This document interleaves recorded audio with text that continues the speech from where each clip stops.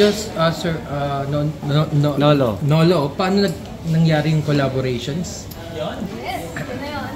Nag-start to nung pandemic. Nagkaroon kami ng online show, kami dalawa. So, naging maganda yung feedback ng mga fans, followers. Sabi nila, bagay na bagay daw yung collabo namin dalawa.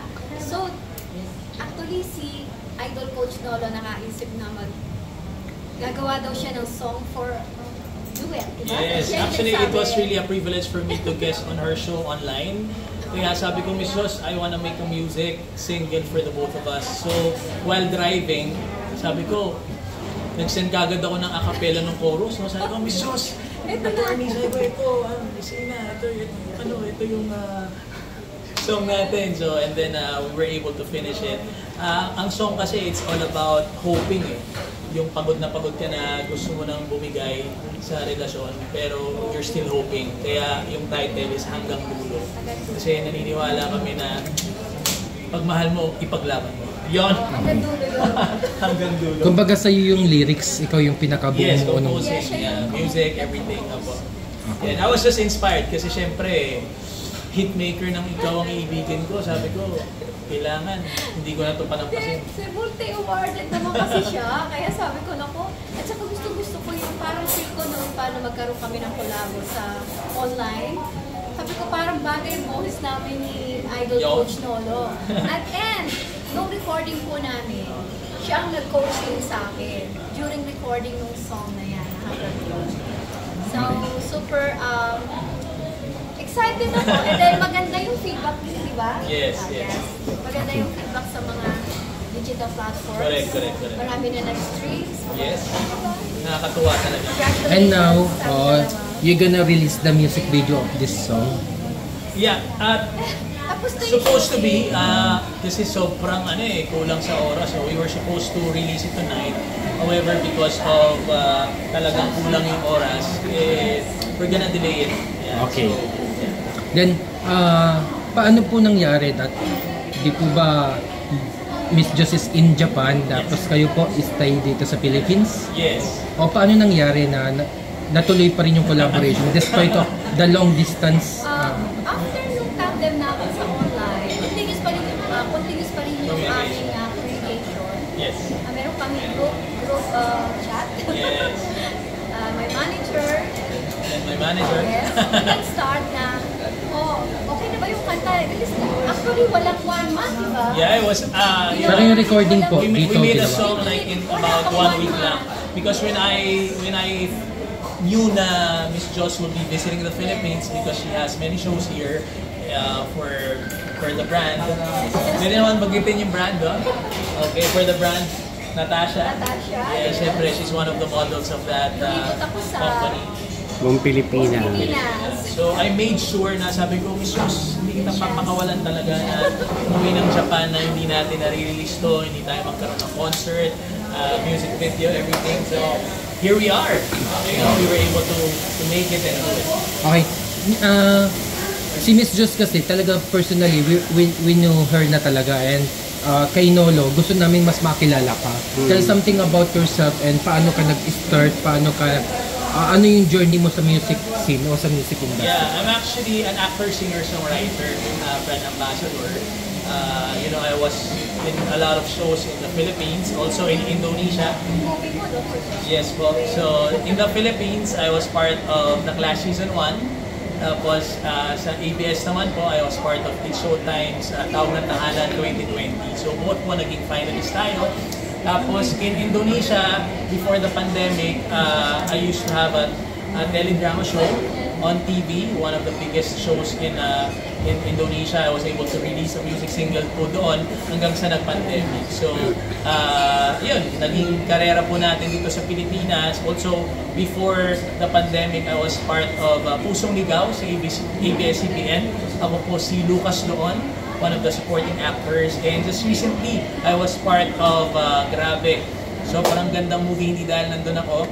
Pero dahil kasama natin si Miss Maricel Soriano, Sir Roderick Paulate, in His Mother's Eyes. So, ako po si Mr. Romero doon, bully na teacher na binubuli, na special child na binubuli ko pa. Grabe teacher. Kaya marami pong nagalit sa akin ng bash kasi ang sama-sama kong teacher. Okay. Kumbaga talagang nasa industry ka na talaga. And also, I represented the Philippines po sa World Championships of Performing Arts bilang model, actor, saka singer. Nakakuha po tayo ng 8 medalya sa Long Beach, California noong 2017. Paano ka nagkaroon ng career sa Indonesia? Sa Indonesia po, I was Parang vlogging. TJ, no? So, I was on YouTube and then many fans had actually reached out to me and then a composer and then TV show po. So, yun. Dahil lang po online, no? The power of social media. Kasi kilala na namin si Leo Consul, which is based also in TJ Marquez. TJ Marquez also, nagkaroon din ng I was really hoping na mag-pursue po doon pero nag-pandemic eh. Ayun nga yung next question. Ano nangyari sa career mo? Kumbaga, kapag nagka-project kasi doon, dire-diretso na. Especially yung mga drama program sila, pang matagalan eh. At mahal na mahal po nila yung mga Pilipino. Kaya we wanted to make sure na may taas natin yung bandila sa Indonesia. So hopefully po, this year, babalik ka? Opo, babalik. Kasi after during pandemic, na-inlove ako eh. Kaya... Marami na rin nakakilala sa'yo sa Indonesia. May fan-base ka na rin. Meron po. So nag-aaral ka talaga ng bahasa? Bahasa, di ba? Terima kasih. Oo. Tuhan may berkati kamu. Kumusta ang entertainment industry ng Indonesia? Ayos na ayos po. Especially when parang sa Philippines, syempre, pag foreigner ka din, they really love you. So doon, mga Pilipino, mahal nila eh. Syempre, kilala nila si Daniel. Iba pang mga love. Pati yung mga songs natin din, sumisikat din sa Indonesia. Correct. Like songs of Christian Bautista. Sam Concepcion. Bautista, syempre, no? Mentor natin yan sa Taklasya. Ako si Morissette. Yung mga songs niya din doon. Na love nila yan. Pati nga si Sabrina yata eh. Piniplay din yung mga songs si Sabrina. Mga songs niya eh. Then Miss Jos, kumbaga, ano po ang end goal niyo dito sa inyong tandem? Kumbaga, masusundan pa po ba na masusundan? Or ano po? After siguro, gusto namin munang i-promote ko ng mga yung mga ganun. Yes, para ma-promote ng husto, para makilala ng mga fans natin, followers yung song. And, hindi natin po kung idol ko siya sa'yo nag-compose na. Pero sabi ko, susulatan ko na siya ng solo single. Ayun, yun na masusulat ka na. Yun ang next. Sabi ko nga, bukas na eh. Yung yung mala ikaw ang iibigin ko. Kasi yung feels na yun, hinahanap talaga ng tao. Correct, Tapos, mga senti-senti. ano po yung masasabi ninyo, Miss Jos, sa stand ngayon ng original Pinoy music? In your own opinion? Stand ng original Pinoy. Yes, as of the moment po. Patuloy po ba siya na lumalakas? Oo, buhay pa rin ba Talagang siya? nagkakaroon na po siya ng identity? Kasi di po ba, nung pinasukan na tayo ng mga foreign, iba't ibang cultures, mga ganun, ano po? Para sa akin, dapat pakinggan pa rin natin yung sarili natin. Kasi pag nakita nyo na sumikat sa ibang bansa, parang kukunin nila yung chance na yun na sikat doon, kailangan sumikat sa Pilipinas. Parang mas feel ko yung sa Pilipinas muna, dapat sikatin dito yung sarili. Mga kinukumpose natin na song, mga sariling atin na Suportahan, buhay pa rin. Minsan mas na-appreciate ng iba natin yung mga sa Ibang lahi, oo. So yun lang. Kay naman, kay Nolo. Oo. Kasi di ba may comment dati si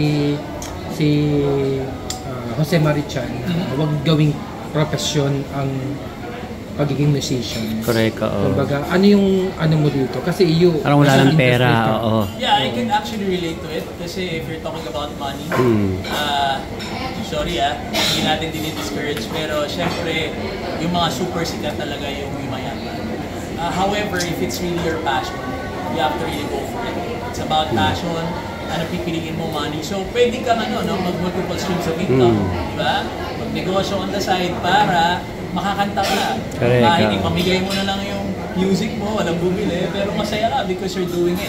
So, that's what we call passion. So, for me, at darating din siguro yung time na mapapansin din yung music. Correct. Kasi merong nailabas sa kanta, pero lately lang din sumisikat. Sumisikat, totoo. With the power of the social media ngayon, nakaka-amaze kasi kala mo bagong kanta pero wow, like 10 years ago pala si Miss Joss nagte-trending sa TikTok and sa Facebook eh. Ang daming mo gamit. Ikaw ang iibigin ko? Ikaw ang iibigin ko sa TikTok lang, almost Hindi naman ako 200,000. active talaga. Ito nung nakaraan ako naging active talaga. So, nung i-upload ko yung ikaw ibigin ko, grabe Oo. Ang daming na gumagaya sa video, ang daming Gumagamit. So, Almost 200,000. I actually checked it yesterday. 300. Grabe. And counting. And counting. Power. Okay, may last question na lang po. Kumbaga, ano po yung maipapayo ninyo, lalo na kay Miss Joss, that to all the upcoming singers right now, nowadays, na struggling talaga na makapag-create ng sarili nilang identity and the same time yung hit song. Yun kasi talagang kasi sir, yun ang ganun kasi goal ng iba eh. Magkaroon lang ako sana ng kahit isang hit song. Naniniwala kasi ako lahat ng tao may sariling swerte yan. Darating yung panahon na matutupad nila yung pangarap nila. Basta huwag silang bumitaw. Diba? Huwag sila susuko kung ano yung pangarap nila na gusto marating. Pagpursige, magsikap, at syempre, kapit lang, lalo kay Lord. Ibigay nila sa inyo yung pangarap nyo. Huwag kayong susuko, yun lang talaga at maniwala ka sa iyong talent. Sige po, invite na lang po natin mga viewers to support the latest single kung nasa Spotify na siya, other streaming platforms. Yes, hey guys! So, we're actually promoting our latest single, Hanggang Dulo! Yes, out now on all major digital platforms. Worldwide. And don't forget to follow our pages. Lahat na, alam nila, Facebook, lahat po ng your page. social network. Joss Garcia. Joss Garcia sa YouTube, lahat po. Yes. Basta supportahan niyo po kami ni Idol Nation. Sa akin naman po, puntahan nyo lang po lahat ng social media na Nolo Lopez TV. Makikita nyo na po yung aking kakulitan. Yeah. And God bless you po. Thank you so much po sa mga pumunta today. Thank you so much. Maraming salamat.